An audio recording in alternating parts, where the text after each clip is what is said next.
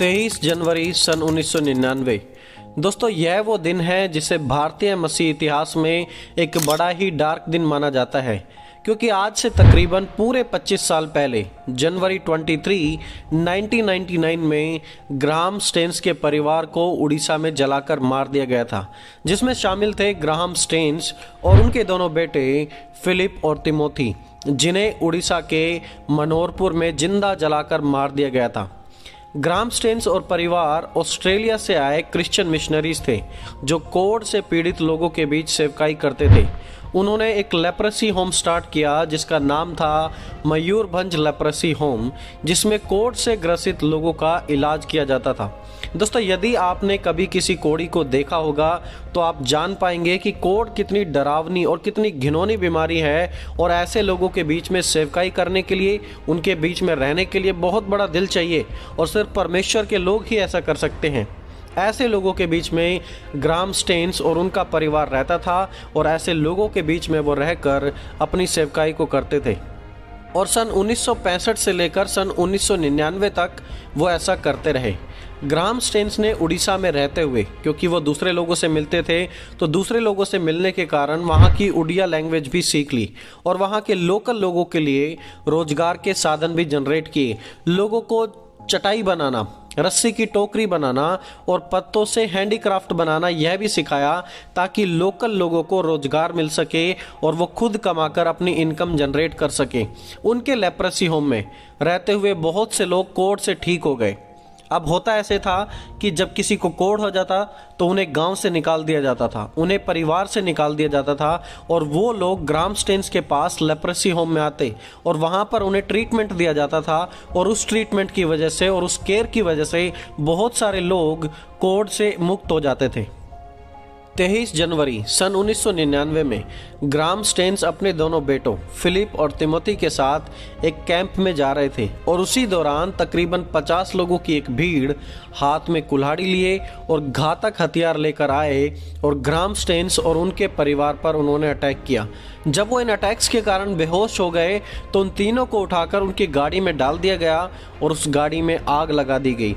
ऐसा कहा जाता है कि ग्राहम स्टेन्स ने बहुत गुजारिश की और बहुत ही ज़्यादा उन लोगों के सामने गिड़गिड़ाए कि एटलीस्ट उनके दोनों बच्चों को तो छोड़ दो। उनके बच्चों की उम्र, एक की उम्र थी 10 साल और दूसरे की उम्र थी 7 साल, लेकिन उन्होंने किसी को भी नहीं छोड़ा और उन तीनों को गाड़ी में बंद करके उस गाड़ी में आग लगा दी। उन्होंने बचने की काफ़ी कोशिश की, पर वो असफल थे। इस पूरी की पूरी घटना के पीछे जो आरोपी पाए गए वो थे हिंदू धार्मिक संगठन के लोग। बजरंग दल के लोगों पर आरोप था कि उन्होंने ग्राहम स्टेन्स और परिवार के लोगों को कन्वर्ट वो लोग कर रहे थे, इसलिए उन्हें और उनके बच्चों को मार दिया गया। लेकिन ग्राहम स्टेन्स और उनके बेटों की मौत के बाद जब एक इन्वेस्टिगेशन हुई तो इन्वेस्टिगेशन के द्वारा एक रिपोर्ट सबमिट की गई, जिसमें बताया गया था कि ग्राहम स्टेन्स ने कभी किसी का कोई धर्म परिवर्तन नहीं किया, वो बल्कि लोगों के साथ पूरा का पूरा स्टेन्स परिवार एक सेवा भाव के साथ काम कर रहा था। उनकी मौत के बाद यह मुद्दा एक पूरा का पूरा इंटरनेशनल हेडलाइन बन गया, जहां पर अमेरिका से ह्यूमन राइट्स की ओर से इस पर कार्रवाई हुई, और 1999 में मौजूद प्रधानमंत्री अटल बिहारी वाजपेयी जी ने इस घटना को अमाननीय बताकर जल्द से जल्द आरोपियों को सजा देने की बात कही। जो कुछ हुआ है वो एक बड़ा जघन्य कृत्य है। वो हमारा सर शर्म से झुकाने वाला काम है। सारे तथ्य सामने आना चाहिए। जो लोग गिरफ्तार नहीं हुए उन्हें गिरफ्तार किया जाना। के.आर. नारायण, जो उस समय राष्ट्रपति थे, उन्होंने भी इस घटना को कंडम किया और उन्होंने कहा कि यह हमारे देश की शांति के लिए बिल्कुल भी अच्छा नहीं है, और दोषियों को सजा देने के लिए जोर दिया गया। और इस पूरी की पूरी घटना का मुख्य आरोपी पाया गया दारा सिंह को, जिसे उम्र कैद की सजा दी गई। और जब ग्राहम स्टेन्स की वाइफ से पूछा गया कि आप बताइए इन आरोपियों के साथ क्या करना चाहिए जिन्होंने आपके पति और आपके दोनों बच्चों को जिंदा जला दिया, तो दोस्तों जानते हैं उनका क्या जवाब था। उन्होंने कहा, मेरी परमेश्वर से यही प्रार्थना है कि ये लोग भी परमेश्वर के प्यार और परमेश्वर की दया से बदल जाएं। उन्होंने कोई भी सजा की मांग नहीं की। What a bold statement of faith. Of course we are deeply shocked, we are deeply hurt, and since we have come to know the cruelty with which this took place, I am deeply saddened.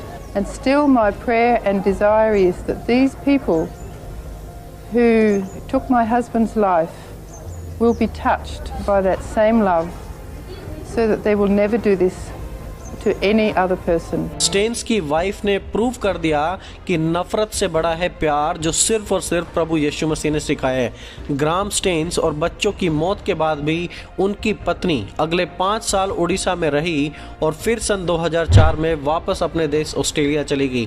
अगले 5 सालों में उन्होंने उड़ीसा में रहकर सेवकाई की और बाकी लोगों को भी प्रभु यीशु मसीह के प्रेम के बारे में बताया और लगातार वहां पर सेवकाई करते रहे और उनके जीवन के द्वारा बहुत से लोग प्रभावित हुए और उनके जीवन के द्वारा प्रभु यीशु मसीह को देख पाए। सन 2005 में ग्राहम स्टेन्स की वाइफ को इंडियन गवर्नमेंट के द्वारा उनके भले कामों के लिए पद्मश्री अवार्ड दिया गया था और सन 2016 में mother Teresa international award for social justice से भी उन्हें सम्मानित किया गया। आज भी उड़ीसा के इन स्थानों पर परमेश्वर का कार्य जारी है। आज भी परमेश्वर का कार्य वहां पर बना हुआ है।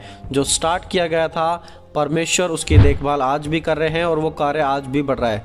ग्राहम स्टेन्स की वाइफ ने सभी हत्यारों को माफ किया और परमेश्वर से उनके बदलाव के लिए प्रार्थना की। और दोस्तों, इसीलिए कहा जाता है blood of the martyrs is the seed of the church.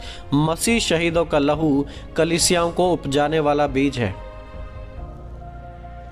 और ग्राहम स्टेन्स और उनकी मौत से प्रभावित होकर बहुत से लोगों ने प्रभु यीशु मसीह के प्रेम को जाना और वो जान पाए कि सचमुच परमेश्वर माफ़ करने वाले परमेश्वर हैं और जो सच्चे परमेश्वर के लोग हैं वो ही ऐसे माफ़ी को दे सकते हैं। दोस्तों, आज जब वो समय है, जब हम जनवरी में हैं, तो ग्राहम स्टेन्स के जीवन को याद करें और सीखें उनकी कमिटमेंट से कि वो कैसे हमेशा प्रभु के कार्य के लिए तत्पर रहे। और उनकी वाइफ ने इस बात को प्रमाणित कर दिया कि इस परमेश्वर का प्रेम नफरत से बड़ा है और कोई भी नफरत कभी परमेश्वर के प्रेम को नहीं हरा सकती। दोस्तों, आप ग्राहम स्टेन्स और उनके परिवार की सेवकाई से क्या सीखते हैं, आप कमेंट्स में ज़रूर बताएं। और उनके जीवन में ऐसी क्या चीज़ मिली आपको जो आपको प्रेरित करती है प्रभु यीशु मसीह में बढ़ने के लिए और नफरत से ना हारने के लिए, बल्कि प्रेम से नफरत को जीतने के लिए।